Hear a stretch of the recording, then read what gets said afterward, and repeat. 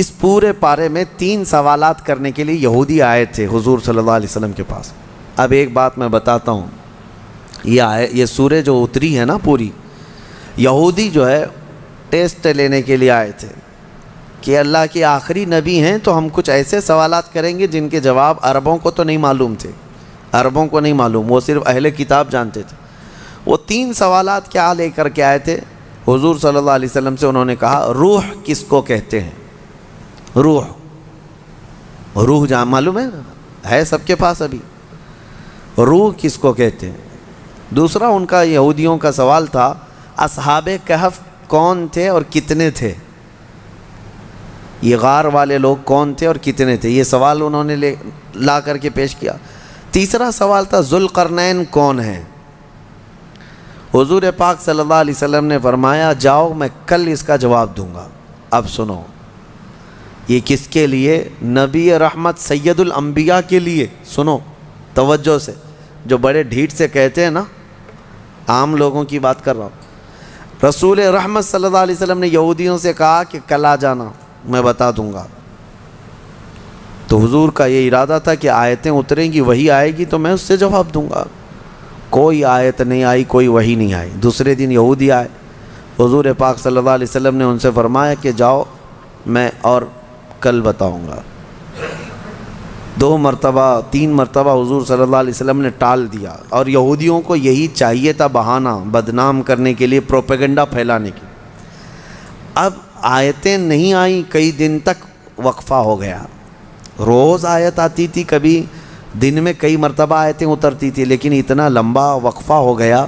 حضور اکرم صلی اللہ علیہ وسلم کے قلب اطہر پر یہ بات بہت گراں گزر رہی تھی کہ کیا ہو گیا۔ تب پھر اللہ تعالیٰ نے یہ سورہ تو اتاری، سورہ کہف، لیکن اس میں یہ فرمایا وَلَا تَقُولَنَّ لِشَيْءٍ إِنِّي فَاعِلٌ ذَلِكَ غَدًا۔ اے محبوب، ہرگز ہرگز یہ مت کہنا کہ کل میں یہ کر دوں گا۔ یہ اللہ تعالیٰ کو پسند نہیں ہے، اپنے رسول کو اللہ تعالیٰ فرما رہا ہے ہرگز یہ مت کہنا کہ کل میں یہ کر دوں گا، الا ان یشاء اللہ، جب بھی کہنا تو یوں کہنا اگر اللہ چاہے تو کروں گا۔ یہی ہے انشاءاللہ۔ انشاءاللہ جو ہم کہتے ہیں، بعض لوگوں کو شک لگنے لگتا ہے، ارے پکا بولو نا۔ انشاءاللہ ہر پکی بات پہ بھی بولا جائے۔ ہاں یہاں ہمارے ہاں اس طرح کا رواج ہے۔ شروع میں ایسا تھا، ہم جو ہے مصر میں بس جا رہی تھی، ہمارے جہاں جانا ہے کالج کلیہ پہ، نمبر بھی وہی ہے بس کا، لیکن شک ہو رہا تھا۔ تو بس کے ڈرائیور سے ہم نے پوچھا کہ یہ کلیہ جائے گی، مدینہ نصر جائے گی؟ اس نے کہا انشاءاللہ۔ تو منہ دیکھتے کھڑے رہ گئے۔ پھر سے اس سے پوچھا کہ جائے گی وہاں پہ جائے گی؟ اس نے کہا انشاءاللہ، بیٹھو۔ یہ انشاءاللہ وہ یقین کے لیے بول رہے ہیں، لیکن جو کھڑے ہیں ان کو ایسا لگ رہا ہے پتہ نہیں یہ پکا ہے بھی کہ نہیں ہے۔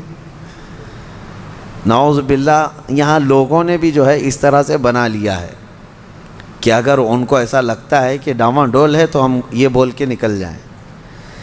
ٹھیک ہے، اگر آپ کو کسی معاملے میں شک ہے تب بھی کہو انشاءاللہ، لیکن جس معاملے میں یقین ہے اس میں بھی کہو انشاءاللہ۔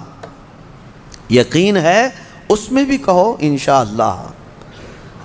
اب آپ کو اس مجلس میں بیٹھے ہیں، آپ گھر جانا ہے نا آپ سب کو، جبکہ پکا معلوم ہے ابھی اٹھیں گے، اب جائیں گے اب سب لوگ، لیکن آپ کو کہنا کیا چاہیے؟ انشاءاللہ۔ اگر اللہ چاہے تو میں جاؤں گا، ورنہ ہمیں پتہ نہیں، دروازے کے باہر نکلنے سے پہلے بھی موت آ سکتی۔ انشاءاللہ کی عادت ہو، اور اللہ نے اپنے رسول کو تنبیہ فرمائی ہے کہ آپ ایسا نہ کہیں کہ کل میں بتا دوں گا، بلکہ یوں کہیں کہ اگر اللہ چاہے تو، اگر اللہ چاہے تو۔ یہاں لوگوں میں یہ رواج قائم ہو، ہر ایک آدمی یقین والے معاملے میں بھی کیا کہے؟ انشاءاللہ، اللہ تعالیٰ چاہے تو میں یہ کروں گا۔ ہمارے استاد ایک کہتے تھے، ایک آدمی گھوڑا خریدنے کے لیے آیا، پیسے تھے اس کے پاس 50,000 روپے۔ امام صاحب کے پاس آیا، کہا کہاں جا رہے ہو؟ کہا گھوڑا خریدنے جا رہا ہوں۔ تو حضرت نے پوچھا کب؟ آج ہی خریدو گے؟ کہا اب بھی خرید کے لا رہا ہوں۔ امام صاحب نے، حضرت نے کہا بیٹا انشاءاللہ بولو، کہا انشاءاللہ کچھ نہیں، ابھی جا رہا ہوں مارکیٹ میں، دیکھو پیسہ بھی ہے لے کے یہاں آؤں گا. یہ یہاں کا رواج ہے، یعنی انشاءاللہ وغیرہ کی ضرورت نہیں ہے، ابھی جا رہا ہوں پکا ہے لے کے ہی آؤں گا. انہوں نے کہا پھر بھی بولو. کہا نہیں اس کی کیا ضرورت ہے. گیا وہ گھوڑا خریدنے کے لیے مارکیٹ میں گیا تھا، اس سے پہلے کھانے کے لیے کسی ہوٹل میں گیا، کھانا کھایا، خوب بریانی وغیرہ ساری چیزیں، کسی نے اس کے پاس پیسے مار لیے، پوری پاکٹ کاٹ لیا، پورے جتنے پیسے تھے. اب اس کے بعد اٹھا، اس کے پاس بل دینے کے لیے بھی پیسے نہیں تھے. تو ہوٹل والوں نے کہا کہ یہ تو چور چکا دکھ رہا ہے، اتنا سب کھا لیا اور بل دینے کے لیے برسوں پہلے کی بات ہے. اس کو وہیں پر لگا دیا اور کہا کہ پورے برتن دھل کے جائیں یہاں سے. ہوٹل کے پورے برتن اس سے دھلوائے، صفائی کروائے. شام ہو گئی، کپڑے میلے تھے، کچیلے ہیں، پتہ نہیں کتنے ٹیبل صاف کیا، برتن دھویا اور واپس منہ لٹکائے آیا. حضرت بیچ میں مل گئے امام صاحب. کہا کہاں ہے گھوڑا؟ تو اس نے کہا میں انشاءاللہ گیا تھا گھوڑا لانے، انشاءاللہ کھانا کھا رہا تھا، انشاءاللہ کسی نے پیسے چرا لیا، پھر انشاءاللہ ہوٹل والے نے جو ہے برتن منجوایا، پھر انشاءاللہ میں ٹیبل صاف کیا، پھر انشاءاللہ اب واپس آیا. اب تو ہر بات پہ انشاءاللہ. میرے عزیزو، یہ کوئی انشاءاللہ یہ محاورہ نہیں ہے، تکیہ کلام نہیں ہے، یہ یقین کو جتاتا ہے. اللہ کی ذات سے آپ کا کتنا گہرا تعلق ہے. لٹ جانے کے بعد مت کہو، سب کچھ ہونے کے وقت بھی کہو کہ اگر میرا مولا چاہے. اسی طرح کی ایک روایت حضرت سلیمان علیہ السلام کے متعلق ہے. ان کی 100 بیویاں تھیں. انہوں نے ایک رات یوں کہا کہ آج کی رات میں اپنی ساری بیویوں کے پاس جاؤں گا، سب سے صحبت کروں گا اور ہر ایک سے ایک مجاہد بیٹا پیدا ہوگا. لیکن انہوں نے انشاءاللہ نہیں کہا تھا. وہ گئے، رات ساری بیویوں سے ملاقات کی. اللہ کے نبی ہیں، نبی کی طاقت کو عام انسانوں سے کمپیئر نہیں کریں بہرحال. لیکن ان کے اس قول کا کچھ بھی نہیں ہوا. بعد میں ایک ہی بیوی سے ایک بیٹا پیدا ہوا، کمزور. روایتوں میں یہ فرمایا گیا کہ اللہ نے فرمایا اگر انشاءاللہ وہ کہتے، اللہ اگر چاہے تو رب تعالیٰ ساری چیزیں ویسی ہی فرماتا جیسے انہوں نے کیا. بہرحال یہ تنبیہ کے لیے ہے، درس کے لیے. اب جب نبیوں کے لیے اللہ تعالیٰ نے یہ فرمایا ہے تو عام انسانوں کے لیے کیا ہے. خیر آیتیں اتریں اور پھر اللہ نے بتا دیا اپنے محبوب کو روح کیا چیز ہے، اصحاب کہف کون تھے، ذوالقرنین کون ہے. یہ تینوں کے جوابات جو یہودی پوچھ کر کے پروپیگنڈا پھیلا رہے تھے کہ رسول کو نہیں پتہ ہے، اللہ نے قرآن میں یہ تینوں کے جوابات اتارے. روح اللہ کا ایک حکم ہے، اللہ کا نور ہے. اور اصحاب کہف اللہ نے فرمایا کچھ لوگ کہتے ہیں 5 تھے 6 تھے اور کچھ کہتے ہیں 7 تھے، 8واں ان کا کتا ہے. اے محبوب آپ فرما دیں ان کی صحیح تعداد اللہ ہی کو معلوم ہے. 7 لوگ تھے نوجوان. اور ذوالقرنین ان کے بارے میں پھر میں بتاؤں گا. اصحاب کہف کے بارے میں مختصر سی بات بتا دیتا ہوں. ایک بادشاہ تھا دقیانوس. وہ بادشاہ مرتد اس طرح کہ وہ آخرت کا بھی انکار کر رہا تھا اور وہ اپنا ایک الگ دھرم چلا رہا تھا. عیسیٰ علیہ السلام کا دین پرانا ہو گیا، یعنی عیسیٰ علیہ السلام کے دین میں ہی یہ چیزیں ہو رہی تھی. تو وہ اس زمانے میں سب لوگ بت پرستی میں اور خدا کے انکار میں مبتلا تھے. تو 6-7 لوگ ایسے تھے جو بادشاہ کے سپاہیوں میں تھے یا وزیروں میں تھے یا الگ الگ تھے. یہ لوگ پوشیدہ طور پر اللہ ہی کی ذات پر یقین رکھتے تھے، ایمان رکھتے تھے، لیکن یہ ظاہر نہیں کر رہے تھے کہ ان کے بادشاہ مار ڈالے گا. لیکن کب تک اس طرح چھپ کر کے رہیں. تو یہ 7 لوگ یا 8 لوگ جتنی ان کی تعداد تھی، ایک جگہ یہ لوگ مل لیا اور کہا کہ ہم یہ شہر چھوڑ کر بادشاہ کی سلطنت سے دور چلے جاتے ہیں تاکہ ہمیں ہمارے دین پر آسانی سے عمل کا موقع ملے. وہ سب بادشاہ کو چھوڑ کر کے اچانک ایک دن رات کو طے کر کے نکلے. راستے میں ایک کتا ان کے ساتھ ہو گیا. انہوں نے کتے کو کہا کہ یہ کتا کہیں بھونکے گا تو ہم کو پکڑوا دے گا، اس کو چھوڑ دو. تو کتے نے فصیح زبان میں کہنا شروع کیا کہ میں بھونک کر پکڑوانے کے لیے نہیں بلکہ میں تمہاری حفاظت کے لیے ساتھ چل رہا ہوں. اللہ نے اسے زبان دی. یہ واقعہ موجود ہے.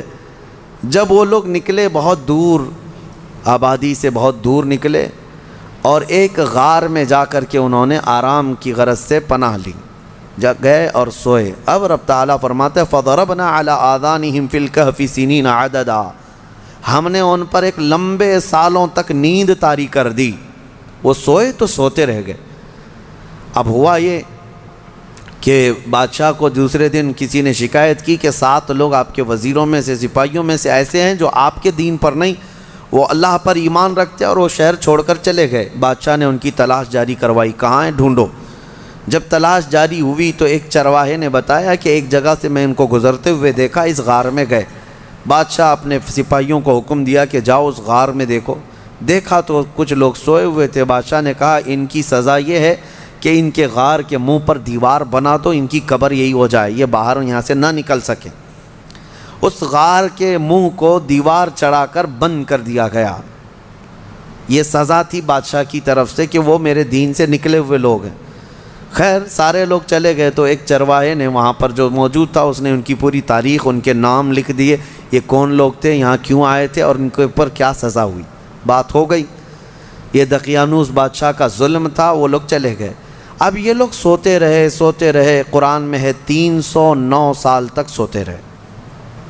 309 سال، اصل میں یہ 300 سال ہی ہیں، لیکن یہ جو سورج کے سال ہیں جن کو شمسی سال کہتے ہیں، جنوری، فیبروری، مارچ، اپریل، یہ شمسی سال ہیں، یہ سورج سے چلتے ہیں، اور قمری مہینے جو ہیں چاند سے چلتے ہیں، جو محرم، صفر، ربیع الاول، ربیع الاخر۔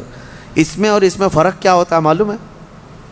ہر 100 سال پہ 3 سال کا فرق آ جاتا ہے۔ ہر 100 سال پہ 3 سال کا فرق آ جاتا ہے، یعنی اسلامی مہینے کبھی 29 کے ہوتے ہیں، کبھی 30 کے، کبھی 2 مرتبہ 29 کے ہو گئے۔ یہ جو چاند والے مہینے ہم ان کو اسلامی مہینہ کہتے ہیں، اصل یہ چاند کے مہینے، چاند ایسے چلتے ہیں۔ اور باقی جو سورج سے چل رہے ہیں شمسی مہینے، جنوری، فیبروری، یہ فکس ہیں، ان میں کوئی چاند بھی دیکھنے کی ضرورت نہیں، سورج بھی دیکھنے کی ضرورت نہیں، وہ فکس ہیں۔ تو ان سالوں کے اعتبار سے جو شمسی سال اگر 100 سال ہو گئے تو قمری جو ہے نا 103 سال ہو جائیں گے۔ اس طرح 300 سال شمسی وہ اصحاب کہف سوتے رہے، لیکن قمری مہینوں کے اعتبار سے 309 سال ہو گئے، 9 سال ایکسٹرا۔ تو 309 سال کے بعد اللہ تعالیٰ نے دوبارہ کیسے ان کو اٹھایا؟ اب روایت میں یہ ہے کہ ایک بادشاہ آیا بیدروس، وہ اچھا بادشاہ تھا، منصف تھا، عادل تھا، ایمان والا تھا۔ اس نے اپنی قوم کو ہدایت دینے کی بہت کوشش کی، سمجھا رہا تھا کہ آخرت پر ایمان لاؤ، اللہ دوبارہ موت کے بعد اٹھانے والا ہے۔ لوگ انکار کرتے تھے کہ کچھ نہیں ہوتا، مرنے کے بعد جو ہے نا جیسے جلا کر کے راکھ کر دیے، استھیاں بہا دیا گنگا میں، اب کوئی آنے والا نہیں ہے، یہی عقیدہ تھا اس وقت بھی تھا کہ کوئی دوبارہ اٹھائے نہیں جائے۔ عجیب بات ہے، جلا کر راکھ کر کے دریا میں بہاتے ہیں اور کہتے ہیں کہ حساب کتاب کچھ نہیں ہوگا، لیکن پرن جنم کا عقیدہ رکھتے ہیں، نہیں دوسرے جنم میں چوہا بلی ہو کے پیدا ہو سکتا ہے، کتا بھی بن کے پیدا ہو سکتا ہے۔ اچھے گن کیا تھا تو کچھ اچھا بن کے پیدا ہوگا، اب برے گن کیا تھا تو دوسرے جنم میں پتہ نہیں کیا بن کے پیدا ہوگا۔ اب یہ جتنے حکومت میں بیٹھے ہم دیکھتے ہیں کیا بن کے پیدا ہوں گے ان کے حساب سے۔ ہمارا عقیدہ تو نہیں ہے، ہمارے ہاں ایک بار موت کے بعد دوبارہ قیامت کے دن ہی اٹھایا جائے گا، قیامت کے دن ہی دوبارہ اٹھایا جائے۔ اس کا انکار کر رہے تھے لوگ کہ دوبارہ اٹھایا نہیں جائے گا۔ تو بیدروس بادشاہ اللہ کی بارگاہ میں دعا کر رہا تھا، مولا کوئی ایسی نشانی بتا دے کہ جس نشانی کو دیکھ کر کے یہ قوم ایمان لے آئے۔ تو اس بادشاہ کی دعا پر اصحاب کہف جو 300 سال سے سو رہے تھے، اللہ نے ان کو دوبارہ اٹھایا۔ وہ اٹھے، انہوں نے آپس میں ایک دوسرے کو سوال کیا کہ ہم کتنے دن کب سے یہاں سو رہے ہیں؟ کسی ساتھی نے کہا صبح آئے تھے دوپہر ہو گئی ہے، کسی نے کہا نہیں تھوڑا زیادہ سو لیے۔ بعد میں پھر انہوں نے اپنی نشانیاں دیکھی، ناخن بہت بڑے، بال الگ سے دکھ رہے ہیں۔ انہوں نے کہا کچھ تو معاملہ ہے، اللہ بہتر جانتا ہے ہم کتنے دن یہاں ٹھہرے رہے۔ ایمان والے تھے۔ ان ساتھیوں نے ایک اپنے ساتھی کو پیسے دے کر کے بازار بھیجا کہ بھوک بہت لگی ہے، کھانا لے آؤ۔ دیکھیں اللہ دوبارہ زندہ کر رہا ہے تو کھانے کی بھوک بھی ہے انہیں۔ بھیجا اور اس کو یہ کہہ کر کے بھیجا کہ خبردار کوئی بھی تمہارے اوپر نظر نہ ڈالے بادشاہ کی پولیس، کہ اگر وہ بادشاہ کو پتہ چل گیا تو ہم سب کو گرفتار کر لے گا۔ وہ 300 سال پہلے کی بات بول رہے ہیں۔ اس اپنے ساتھی کو بھیجا اور وہ چھپتے چھپتے شہر میں آیا اور کھانا لیا۔ کھانا لے کر کے اس نے پیسے دیا تو دکان والے نے دیکھا پیسے یہ کون سے 300 سال پہلے کے پیسے۔ ظاہر سی بات ہے حکومتیں بدلتی ہیں، سکے بدل جاتے ہیں۔ اس کی تو سب سے بہترین مثال ہمارے زمانے میں دیکھ لیا۔ آپ لوگوں کو تو یہ سب سمجھانے کی ضرورت نہیں، پرانی 500 کی نوٹ کہاں ہیں، 1000 کی نوٹ کہاں ہیں۔ حکومتیں جب چاہیں ڈی مونیٹائزیشن کرتی رہتی ہیں۔ بہرحال تو وہ سکے جو ہے دیکھ کر کے دکان والے نے پوچھا اچھا وہ چاندی اور سونے کے ہوا کرتے تھے، پوچھا کہ یہ تمہارے ہاتھ کہاں سے آئے؟ کہا یہ میرے اپنے پیسے ہیں۔ دکان والا امانت دار تھا، اس نے دکان میں کھڑا کیا اور جا کے پولیس کو خبر کر دیا۔ پولیس کو خبر کر دیا اور کہا کہ میرے پاس ایک ایسا آدمی آیا ہے، لگتا ہے اس کے ہاتھ میں کوئی پرانا خزانہ ہاتھ میں آیا ہے، لہٰذا اسی لیے میں آ کر کے تم کو خبر دے رہا ہوں۔ اس زمانے کا کوئی بہترین ٹپر ہوگا وہ،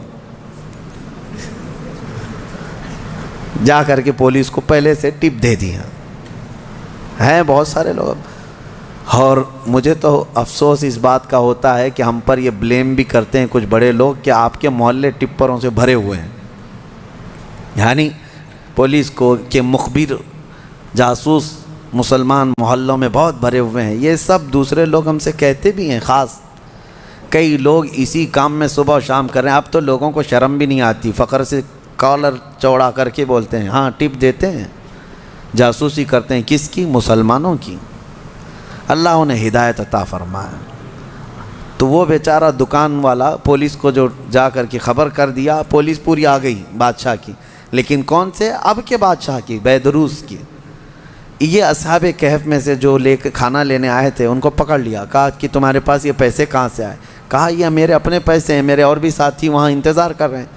بادشاہ کے سامنے لے کر کے حاضری پیشی کر دی پولیس نے۔ بادشاہ نے پوچھا یہ کیا ہے، کہاں سے آئے ہو؟ انہوں نے اپنا واقعہ بتایا، اس کرسی پر آپ تو نہیں کوئی اور تھا، یہاں ہم جب گئے تھے کوئی اور تھا، اب آپ آئے ہمیں معلوم نہیں ہے، ہم یہاں سے اپنا ایمان بچا کر گئے تھے، ہم سوئے غار میں اور بھوک لگی تو کھانے کے لیے آئے۔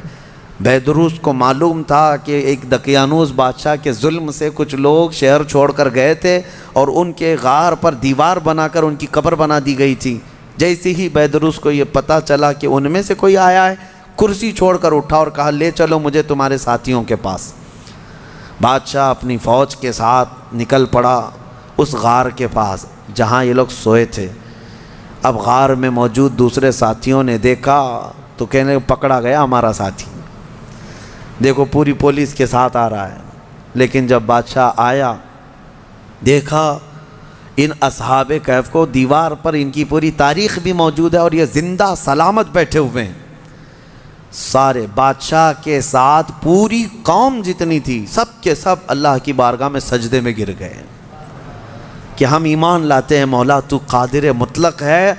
300 سال کی نیند کے بعد کسی بھی انسان کو جب اٹھا سکتا ہے تو مرے ہوئے راکھ میں گئے ہوئے انسان کو بھی اٹھانے پر اللہ تو قدرت رکھتا ہے۔ بے شک مولا میرا قادر ہے، اور اسی لیے رب تعالیٰ نے قرآن میں فرمایا منہا خلقناکم وفیہا نعیدکم ومنہا نخرجکم تارۃ اخری۔ پتہ ہے یہ ہم دعا کہاں پڑھتے ہیں؟ ولیمے میں، کھانا کھانے کے وقت، قبرستان میں مٹی دینے کے وقت۔ ہاں کیوں پڑھتے ہیں؟ اس کا مطلب یہ ہے اللہ فرماتا ہے ہم نے اسی سے تمہیں پیدا کیا، مٹی سے، اسی سے ہم نے تمہیں پیدا کیا اور اسی میں ہم تم کو لے جائیں گے اور اسی سے ہم تم کو دوبارہ اٹھائیں گے۔ مٹی دینے کے وقت ہر ایک کو یہ احساس ہونا چاہیے میں اسی سے پیدا ہوا ہوں، اسی میں جاؤں گا اور اسی سے پھر اٹھایا جاؤں گا۔ تو سارے سجدہ ریز ہوئے، ایمان لائے، اور پھر اصحاب کہف واپس اپنے غار میں گئے، پھر سو گئے، اور پھر ان کو لمبی نیند آئی، اور ایسی نیند آئی کہ آج تک سو رہے ہیں۔ حدیث پاک میں وہ ابھی بھی سو رہے ہیں۔ قیامت کے قریب اللہ ان پر صرف موت طاری کرے گا، ورنہ ابھی تک وہ سو رہے ہیں، اور ہر عاشورہ محرم کی 10ویں تاریخ کو وہ کروٹ بھی بدلتے ہیں۔ اصحاب کہف آج بھی سو رہے ہیں اپنے غار میں، اور قرآن میں اللہ نے فرمایا ان کے غار کو اللہ نے ایسا رکھا ہے کہ سورج بھی ان کے غار کے اوپر سے نہیں جاتا، سورج کی تیز روشنیاں ان کے اوپر نہیں آتی، وہ غار اوپر سے چھپا ہوا نہیں ہے، وہ کھلے میدان میں سوئے ہیں۔ سورج جب ان کے غار کے اوپر سے جاتا ہے تو دائیں ہو جاتا ہے یا بائیں ہو جاتا ہے، موسموں کے حساب سے سیدھے ان کے اوپر سے نہیں جاتا، موسموں کے تھپیڑوں سے اور سختیوں سے بھی اللہ نے ان کو محفوظ رکھا ہے۔ اور قرآن میں اللہ فرماتا ہے کہ تم اگر دیکھو گے وَتَحْسَبُهُمْ أَيْقَاظًا وَهُمْ رُقُودٌ وَنُقَلِّبُهُمْ ذَاتَ الْيَمِينِ وَذَاتَ الشِّمَالِ وَكَلْبُهُمْ بَاسِطٌ ذِرَاعَيْهِ بِالْوَسِيدِ، دیکھنے والا دیکھے گا تو ایسا لگیں گے کہ وہ زندہ بیٹھے ہوئے ہیں جبکہ وہ سو رہے ہیں، اللہ فرماتا ہے، اور وہ کبھی دائیں اور بائیں پلٹتے رہتے ہیں، اور ان کا کتا پالتی مار کر ان کے قدموں میں بیٹھا ہوا ہے۔ لَوِ اطَّلَعْتَ عَلَيْهِمْ لَوَلَّيْتَ مِنْهُمْ فِرَارًا، اللہ فرما رہا ہے اگر تم دیکھنے کی کوشش کرو گے پیٹ پھیر کر کے بھاگ جاؤ گے، تمہارے اوپر اللہ ایسا رعب ڈالے گا، کوئی دیکھ نہیں سکے گا، کوئی دیکھ نہیں۔ اب جارڈن میں ایک جگہ اصحاب کہف کا غار کہہ کر کے بتایا جاتا ہے، اور لوگ اندر گھس کے دیکھ کے بھی آتے ہیں، ویڈیو بھی کر کے آتے ہیں، لیکن قرآن کے اعتبار سے مجھے نہیں لگتا، یہ پتہ نہیں جا کر ہڈیوں کے ویڈیو بنا کر کے لاتے ہیں، اور انٹرنیٹ پہ بھی بہت سارے ویڈیو پڑے ہیں اصحاب کہف کا غار، اصحاب کہف کا غار۔ یہ غار کہاں ہے اور اللہ کیسے محفوظ رکھا ہے، آپ وہاں جا نہ سکیں گے، رعب ایسا اللہ تعالیٰ نے اس غار پر رکھا ہے۔ اب خلاصہ کلام یہ ہے کہ اس میں جو چیزیں عبرت کی ہیں وہ میں کہتا ہوں، وہ کون تھے؟ اللہ کے نبی تھے؟ وہ کون تھے؟ رسول تھے؟ فرشتے تھے؟ نہیں، اللہ فرماتا انہم فتیۃ آمنوا بربہم، بس وہ نوجوان تھے جو اپنے رب پر ایمان لائے تھے۔ اگر نوجوان مضبوط ایمان لائیں، مولا صدیوں تک ان کی حفاظت فرماتا ہے۔ ان کے ایمان کی برکت دیکھیں، اور اتنا ہی نہیں، وہ اچھے لوگ تھے، اچھے لوگ تھے۔ میاں کتا کیا کر رہا ہے؟ کتا کیوں ابھی تک محفوظ ہے؟ اور بلکہ بعض روایات میں ہے جانوروں کو تو قیامت کے دن ختم کر دیا جائے گا، ان کا معدوم کر دیے جائیں گے، یہ ان کے لیے جنت دوزخ نہیں ہے، لیکن اصحاب کہف کا کتا جنت میں جائے گا، کتا بھی جنت میں جائے گا۔ اس کی وجہ یہ ہے، فرمایا کہ کتا جنت میں جا رہا ہے، وجہ یہ ہے کہ اللہ والوں کے دامن سے لگا ہوا ہے، اللہ والوں کے ساتھ بیٹھا ہوا ہے۔ تو میں یہ پوچھتا ہوں، اللہ والے نیک بندوں کی معیت میں صحبت میں رہ کر کتا جنت میں جا سکتا ہے، تو تم امت محمدیہ اگر غوث پاک کی نسبت حاصل کرو، غریب نواز کی نسبت حاصل کرو، تو کیا اللہ تعالیٰ ان کے ساتھ تمہیں محشر میں جنت نہیں عطا کرے گا؟ اسی لیے بریلی کے امام نے اپنی نسبت پہ یوں فخر کیا تھا، اے سرکار غوث تجھ سے در، در سے سگ، اور سگ سے ہے مجھ کو نسبت، میری گردن میں بھی ہے دور کا ڈورا تیرا، اس نشانی کے جو سگ ہیں نہیں مارے جاتے۔ ہاں، جن کتوں کے گلے میں پٹا ہوتا ہے ان کو میونسپلٹی والے نہیں اٹھاتے ہیں، کیوں؟ وہ نشانی ہے کہ یہ کسی مالک کا کتا ہے۔ آوارہ جو ہے اسے انجیکشن مار کے چلے جاتے ہیں، ہاں، جو آوارہ کتا بھونکتے رہتے ہیں ان کو انجیکشن مارتے ہیں یا لے جا کر کے کہیں ویرانے میں چھوڑ دیتے ہیں۔ آپ کے یہاں میونسپلٹی کی گاڑی اب آتی ہے نہیں آتی پتہ نہیں، لیکن دیکھو بیلٹ والے کتے کو کوئی پکڑ کے دکھائے؟ ارے اب تو کتوں کے لیے بڑے قانون بنے ہوئے ہیں، ہمارے ہاں تو چھوڑیں، باہر ملکوں میں تو انسانوں سے زیادہ اہمیت جو ہے نا کتوں کے لیے ہے، ان کے لیے بہت اعلیٰ قسم کے قانون بنے، پارلیمنٹ میں بل پاس ہوئے ہیں کتوں کے لیے، جاپان وغیرہ میں۔ ہاں، کتے کو کچھ نہیں کہہ سکتے آپ، بلکہ ایک آدمی نے کیس کیا کسی کے اوپر کہ اس نے میرے ٹامی کو کتا کہا، اس نے حقارت سے کتا کہا، یہ ڈیفیمیشن کا کیس، مان ہانی۔ ہاں، جیسے ابھی پرائم منسٹر کو کسی نے کہا تو وہ اپنے حد کے عزت کا کیس کر لیے، اس طرح کتے والے نے کیس کیا کہ مجھ کو کتا کہا، اس کو کتا نہیں کہنا چاہیے بلکہ پاکیزہ اخلاق والا۔ ہاں، بہت خوبصورت، یہ القاب سے کہا جائے، یہ کتوں کے لیے بنے ہوئے ہیں۔ میں یہ کہہ رہا ہوں میرے عزیزو، بات یہ ہے کہ اگر کتا نسبت حاصل کر لے تو تو وہ اصحاب کہف کے ساتھ جنت میں جاتا ہے۔